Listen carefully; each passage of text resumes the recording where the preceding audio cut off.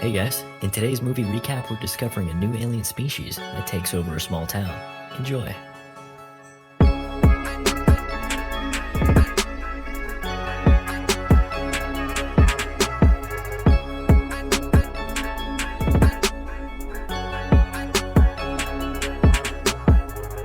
The movie begins with two cops staking out a road as a meteor comes hurtling down towards Earth. One of the cops checks the speed of a bird, which greatly intrigues the other, sleeping officer. It's fascinating. The two lackadaisical cops completely miss the fact that a meteor just landed not too far behind them. We're treated to a little montage of this lovely little town and its residents before meeting one of the main characters, Starla, at a school. We see her speaking to another teacher before her possessive husband, Grant, swoops in and takes her home. Bill, the police chief, and his colleagues remark about how mismatched of a couple they are. One of them accuses Starla of being a gold digger, but Bill defends her. Back at Grant's home, and later at night, we see him trying to put the moves on Starla, but she's not in the mood. He persists to no avail, until ultimately giving up and deciding to go for a walk. Yeah, right. Grant heads to a bar where he catches the eye of Brenda. She's got a keen interest in him. A few drinks later, and they're having a swell old time in the woods. Brenda takes him to a tree where she carved their initials many years ago, back when she had a crush on him. As things are about to escalate, Grant stops, not wanting to cheat on Starla. Out of the corner of his eye, he notices something strange and slimy on the ground.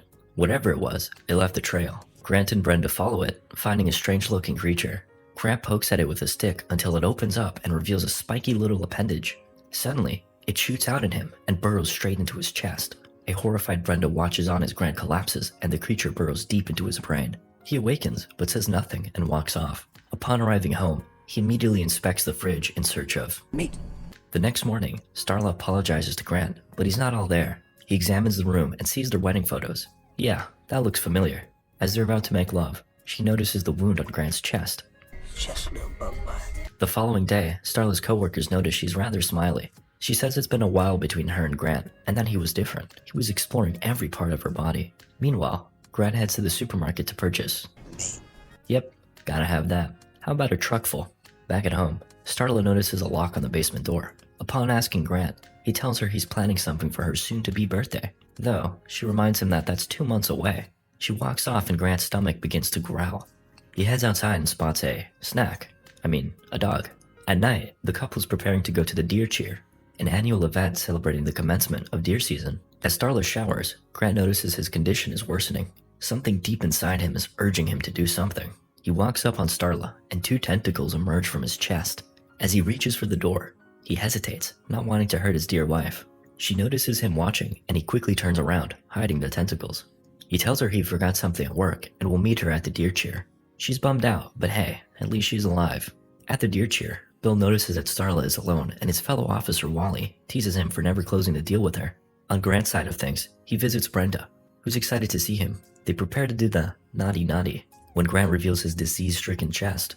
Brenda looks on with horror as 2 tentacles emerge.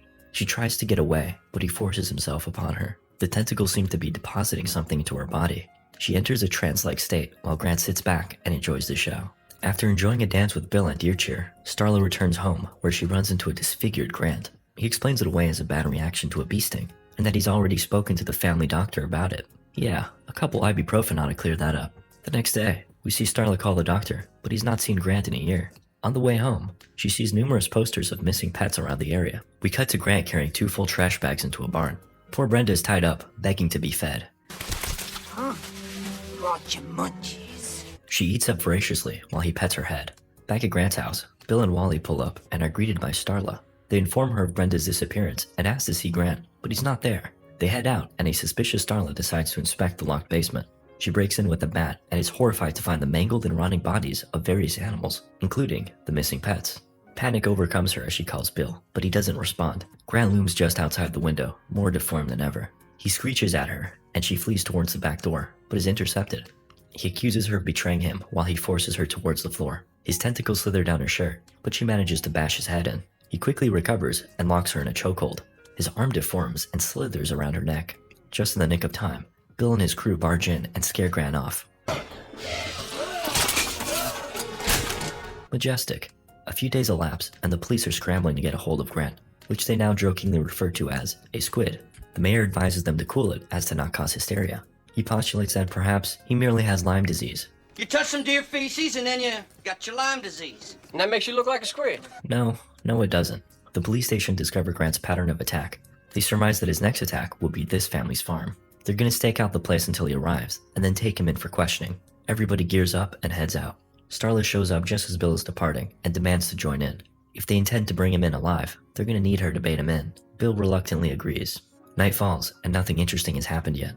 Starla and Bill sit together and reminisce about the time she tried to run away with him when they were kids. She wanted to be a Hollywood star, and he was supposed to be her bodyguard. Suddenly, Grant appears. Well, you can hardly call him Grant at this point. He slices a cow's throat and begins to drag it off. Bill looks on, frozen in place. Starla decides to take action and approaches Bill as the others circle around, guns locked and loaded. She manages to calm him down, reminding him that marriage is a sacred vow and that she pledges to stay by his side for better or for worse. Unfortunately, this hothead ruins everything when he waves around his gun and threatens Grant. In the blink of an eye, he slashes the man, though it's merely a flesh wound. Just kidding. Everyone begins to unload on Grant as he slithers off at incredible speed. They follow suit and come across a barn emanating a putrid smell. Bill leans his ear against the door and hears a woman in agony. They bust down the door to find a ballooned up Brenda. What's going on here, exactly? She complains about her insatiable hunger and asks Bill to give her a piece of possum. Tasty. Things take a turn for the worse when her insides start to move around. Within moments, her skin begins to tear before bursting and letting loose hundreds, if not thousands, of little slithering alien worms. They attack the crew and burrow into their mouths. Though, a few of them smarten up and cover up. They ride out the storm until the worms scurry off. We cut to the family's house from earlier as the worms show up. Kylie, their eldest daughter, is enjoying a delightful bath. One of the worms crawls in through the window and makes its way into the tub. It slithers and squirms towards her, but she notices it and hops out. A little tug of war ensues as Kylie tries to pull the worm out of her mouth. During their struggle, she sees visions of the aliens' experiences on other planets, as well as Grant's recent escapades. She pulls and finally gets it out, throwing it across the wall. It crawls back, but a resourceful Kylie uses her hair iron to cook it to a crisp. She runs out of the bathroom and calls for her mother. She appears, vomiting blood on Kylie. Kylie checks up on her sisters, but they too have been infected. She makes it out onto the roof, then hops off before fleeing into a car. Unfortunately, she ain't got a key. The worms engulf the car, trapping Kylie in darkness. Meanwhile, Bill heads back to the family's house and leaves Starla his shotgun. Her and the others tend to the fallen officers. After some time, Wally awakens and approaches Starla. He begins to speak, and while it is Wally's voice, it's Grant pulling the strings. It seems the alien creature operates as a sort of hive mind. He apologizes for his actions and explains that it's simply in his nature. The other officers awaken and restrain the female cop. Starla readies her shotgun, demanding Grant to stop. He calls her on her bluff, but she's game and proceeds to blow off zombie Wally's head. As the others encroach, she fires again, but to her dismay, is out of bullets.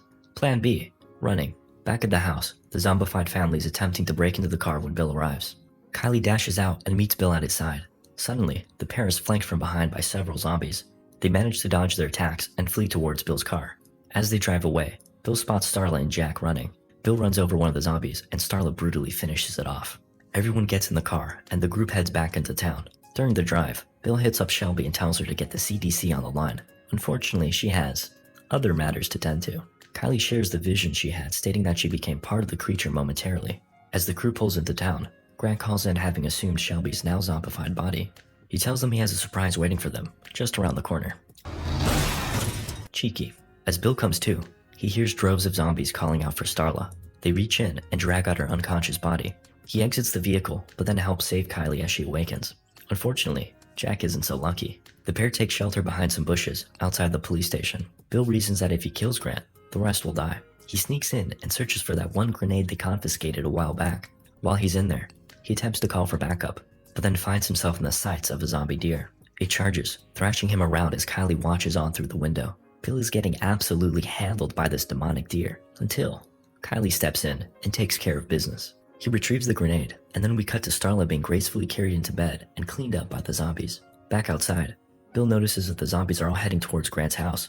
He follows suit as Starla awakens, now donning a slim nightgown. Realizing that there's no way out, she takes her hairbrush and turns it into a weapon. Starla walks around the house before entering the living room and finding a now gargantuan and furious Grant.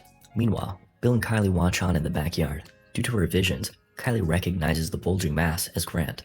They witness a zombie fusing into him. Bill catches a glimpse of Starla, empowering him to charge in. Kylie follows along. In the house, Grant is berating Starla for betraying him. He can no longer use his own voice, so he makes use of the zombies attached to him. She tells him she's sorry and promises they'll be together. Starla moves in for a kiss, but then pulls out her makeshift knife and stabs him in the throat. He easily tosses her aside and strangles her before Bill arrives, proudly raising his grenade up high. Well, so much for that. Bill desperately tries to retrieve the grenade, but it ends up going kablooey in the pool. Plan B, die. Grant pierces him with one of his tentacles, but Bill manages to attach the other one to a propane tank. He opens the valve and fills Grant up as he's dragged back into the house. With his last ounce of strength, Bill tells Starla to shoot him. She obliges.